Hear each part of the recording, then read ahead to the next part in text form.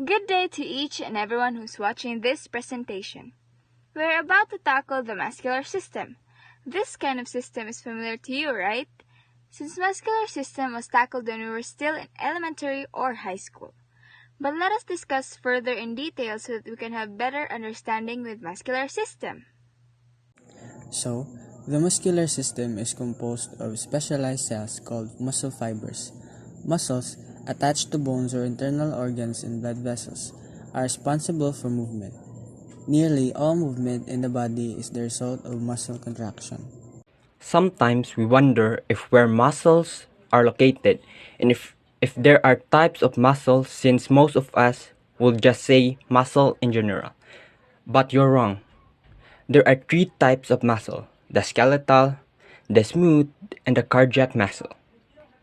Skeletal muscles are attached to bones, and contracting the muscles causes movement of those bones. Any action that a person consciously undertakes involves the use of skeletal muscles. Examples of such activities include running, chewing, and writing. Next is smooth muscle. It is the weakest type of muscle but has an essential role in moving food along the digestive tract and maintaining blood circulation through the blood vessels. And lastly, the cardiac muscle. It is located only in the heart. Cardiac muscle pumps blood around the body. Cardiac muscle stimulates its own contractions that form a heartbeat. This type of muscle is strong and acts involuntarily. Moving on to the next, which is the 5 major muscle groups of the body and their function. So first of all is the chest muscles. The main muscle group of the chest is the pectorals. A well-developed chest is very important because it will add major size to your inner upper body. The chest is a very visible part of the upper body that can add weight and force to all your martial arts moves. The pectorals or pecs are the largest chest muscles. They are full of thick muscle fibers and add size to the upper body. The chest is divided into 2 parts, pectoralis major and pectoralis minor. They provide support when you hold objects in front of your body, and they are activated when you reach across your body. The pecs are activated in many everyday moments, mainly at the shoulder joint. For instance, when you grab a seat belt or comb your hair on the opposite side. Another is a basic task like reaching into your back pants pocket or to tuck in your shirt. Second is the back muscles. The back is the most complex major muscular structure in the entire body. It is a perfect combination of multiple muscles working in harmony and complementing each other in various physical activities. The back rises from the buttocks and stretches to the neck and shoulders. There are essentially 5 muscle groups present in the back. The first one under back muscles is latissimus dorsi. It is a large flat muscle on the back that stretches to the sides, behind the arm, and is partly covered by the trapezius on the back near the midline. It is sometimes called lats or the wings. The lats facilitate the body in pulling movements and complement the arms in pursuing various physical activities like pulling something into your body or when you take something down from a shelf above your head. Also, they are heavily involved in many swimming movements. Second is rhomboid. The rhomboids are located in the upper back. They are underneath the trap muscles and not visible from outside. They originate from the spinal cords and merge into the scapular bone. These muscles can't be seen, but they play a vital role in strengthening the scapulae and all the back movements. The third one is trapezius, also known as the traps, that are located between the shoulders and the neck. The traps can further be classified into 3 divisions: the upper traps, middle traps, and the lower traps, with the lower traps extending as low as the lower back. The traps control the scapulae or the shoulder blades and play an important role in shrugging and neck movements. They are used to tilt and turn the head and neck and shrug the shoulders. They also provide support when you lift items over your head. Next one is teres muscle. This muscle lies underneath the lats. It works with the lats as well as the rotator cuffs. Exercises like single arm lat pull-downs and pull-overs target this muscle directly. Compound exercises like deadlifts, shoulder presses, and rows also target this muscle. And lastly, the erector spinae. The erector spinae or spinal erectors is a set of muscles that straighten and rotate the back. They are actually deep muscles that help to extend the spine and are key in posture. They are also important when bending forward and sideways. The third one is the arm and shoulder muscles. So we have also three muscles that are under this category. The first one is biceps. This muscle is found in the front of the upper arm. The biceps help control the motion of both the shoulder and elbow joints. At the elbow, the biceps are essential in lifting, and at the shoulder, they help with moving the arms sideways, forward, and upwards. Basically, this muscle helps bend or curl the arm toward your body. The next one is triceps. The triceps are muscles in the back of the upper arm. These muscles help stabilize the shoulder joint and allow the elbow joint to be straightened. The triceps are utilized in passing and shooting a basketball and help with finite movements such as in writing, drawing, or even push and pull. And the last muscle under this category is deltoids. The deltoids or delts are known as the shoulder muscles. This muscle group is used on all sides of body lifting motions. They provide support when you carry things and help keep carried items away from the motion path of the thighs. The deltoid muscles consist of three parts: the anterior deltoid, the medial deltoid, and the posterior deltoid. Number 4. The abdominal muscles. Every bodybuilder's favorite muscles are the abdominals. The abdominals assist in the breathing process and protect inner organs. They are key in twisting motions such as golf swing or looking behind yourself. They also play a key part in bending over motions and in maintaining good posture and are a key focus in MMA, which is mixed martial arts training as well. Under the category of abdominal muscles is we have obliques. The muscle group on the sides of the abdominals are the obliques. Movement of these muscles may result in several actions, but they are best known for their lateral flexion and rotation of the trunk known as a side bend. The obliques help support the spine from the front. They are also vital in keeping a good posture. So we have other important abdominal muscles that includes first, gluteus medius. One of three gluteal muscles, the gluteus medius connects the ilium to the top of the femur. It controls the level of the hips and allows the thighs to rotate. Next one is gluteus maximus, the largest and the outermost muscle of the buttock. The gluteus maximus attaches to several places in the pelvis and thigh. It allows you to extend your upper leg, spread it, and turn it outward. The next one is serratus anterior, a group of muscles that is connected to the rib cage, which help stabilize the shoulder. And lastly, the psoas major. This muscle connects the lower part of the spine to the ilium and the femur and aids in flexing the hips. And the last one is the legs and buttocks muscles. So we have 4 muscles that is under this category. So the first one is hamstrings. The hamstrings are the huge muscle group in the upper back part of your thighs. Its main function is to bend your knees and help propel your body forward in such activities as walking, running, jumping, or doing a Krav Maga kick. They are also used during squats and deadlifts. The next one is gluteals. The glutes are the muscles of your buttocks and the largest muscles in your body. They are key muscles in the movement of the legs backward and sideways.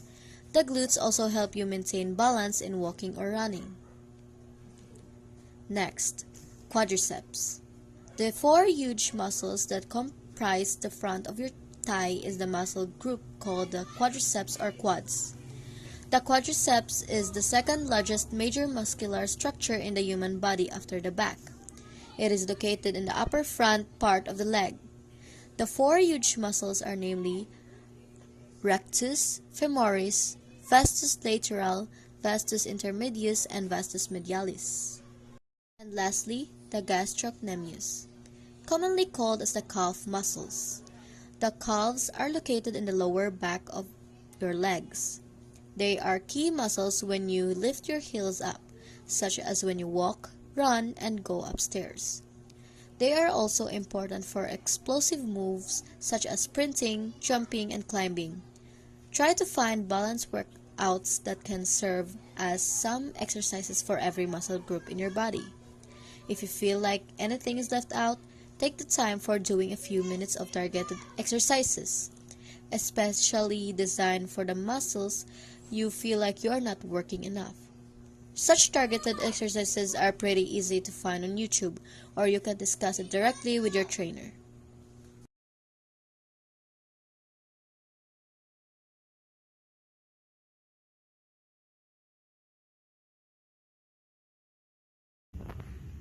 So next, let's move to the functions of the muscular system.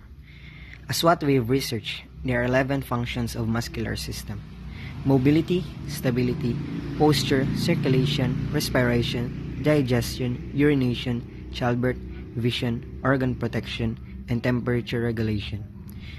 So let me discuss the first function, which is mobility. The muscular system's main function is to allow movement. When muscles contract, they contribute to gross and fine movement.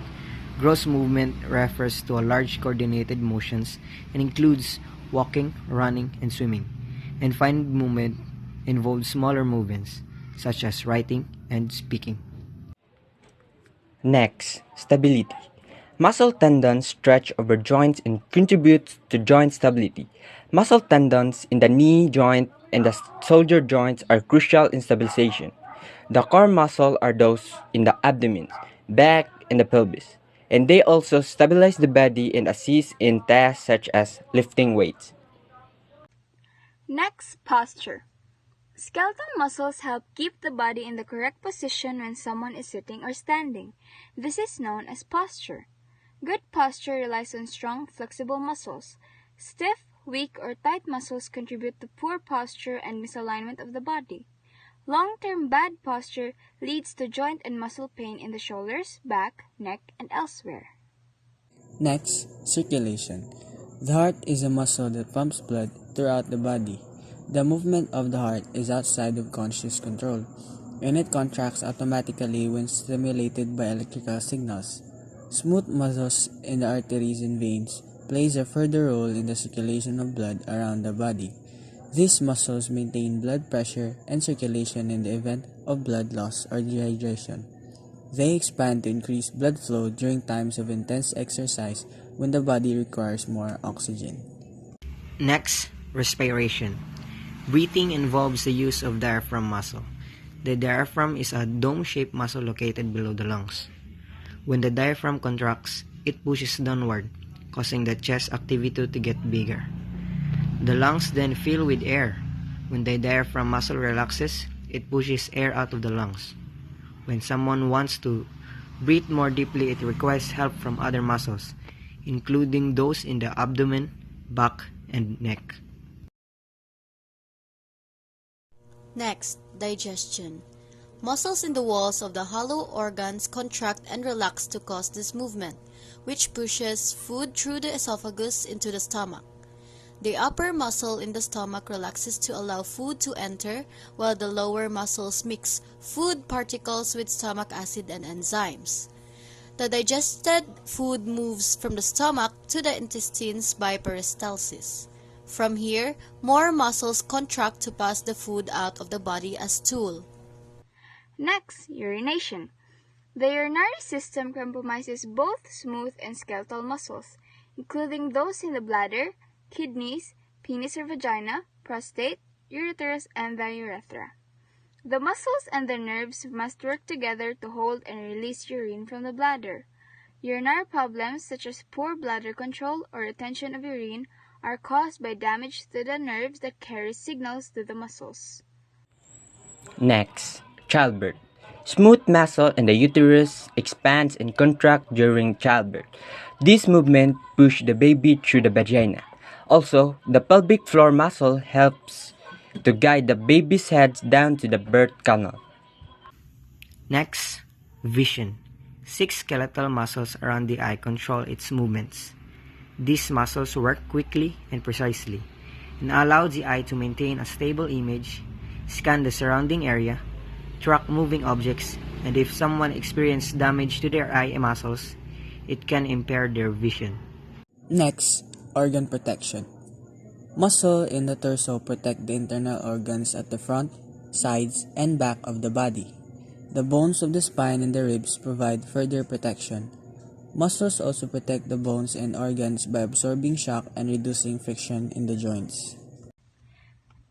And lastly, temperature regulation. When body heat falls below optimal levels, the skeletal muscles increase their activity to make heat. Shivering is one example of this mechanism. Muscles in the blood vessels also contract to maintain body heat. Body temperature can be brought back within normal range through the relaxation of smooth muscle in the blood vessels. So this is the last function, right, Jim? Yes, John. We're moving to the next, which is the related diseases or disorders in the muscular system. We have 3 examples of common disorders, so at least the people who are watching this will have an idea what could some muscle disorders do to you. Can you let us know about the first one, Christian? Yes, so let me introduce you to muscular dystrophy. Muscular dystrophy is a group of diseases that causes progressive weakness and loss of muscle mass. There are many kinds of muscular dystrophy. The main signs of muscular dystrophy is a progressive muscle weakness. Signs and symptoms which typically appears in early childhood might include frequent fall, difficulty rising from a lying or sitting position, trouble running and jumping, waddling gait, walking on the toes, large calf muscles, muscle pain and stiffness, learning disabilities, and delayed growth. Shane, can you tell us what the cause of muscular dystrophy? Yes, of course. Certain genes are involved in making proteins that protect muscle fibers. Muscular dystrophy occurs when one of these genes is defective. The complications of progressive muscle weakness include trouble walking, trouble using arms, shortening of muscles or tendons around joints, breathing problems, curved spine that is also called scoliosis, heart problems, and swallowing problems. So let me show you a picture of muscular dystrophy as an example. Next is the sprain and strain to be explained by Jan. So let's talk about sprains and strains. A sprain is a stretch or torn ligament. A strain is a stretch or torn muscle or tendon. Tendons are tissues that connect muscle to bone. Many people get strains playing sports. Symptoms include pain, muscle spasms, swelling, and trouble moving the muscle. Strains can happen suddenly or develop over time. Falling, twisting, or getting hit can all cause a sprain. You might feel a pop or tear when the injury happens. Let me show you a picture example of sprain. And here's strain. So Kish, please explain the last one. Alright, the last we'll be showing to you is muscle cramp. So a muscle cramp is a sudden and involuntary contraction of one or more of your muscles. If you've ever been awakened in the night or stopped in your tracks by a sudden Charlie horse, you know that muscle cramps can cause severe pain. Though generally harmless, muscle cramps can make it temporarily impossible to use the affected muscles. Most muscle cramps develop in the leg muscles, particularly in the calf. Besides the sudden sharp pain, you might also feel or see a hard lump of muscle tissue beneath your skin. Overuse of a muscle, dehydration, muscle strain, or simply holding a position for a prolonged period can cause a muscle cramp. In many cases, however, the cause isn't known. These steps may help prevent cramps. First, avoid dehydration. Drink plenty of liquids every day. Fluids help your muscles contract and relax and keep muscle cells hydrated and less irritable. During activity, Replenish fluids at regular intervals, and continue drinking water or other fluids after you've finished. Next, stretch your muscles. Stretch before and after you use any muscle for an extended period. If you tend to have leg cramps at night, stretch before bedtime. So let me show you a picture example of a muscle cramp. So that's all of the muscular system. But wait, we still have an activity to provide for you. So, fun fact number 1. Did you know that the largest muscle in the body is the gluteus maximus? Well, it is the main extensor muscle of the hip, though you may know it as the large muscle in the buttocks. It's the largest muscle in the body because its main job is to support your trunk and maintain proper posture. The gluteus maximus is the main muscle used to help you walk upstairs. Now, you know.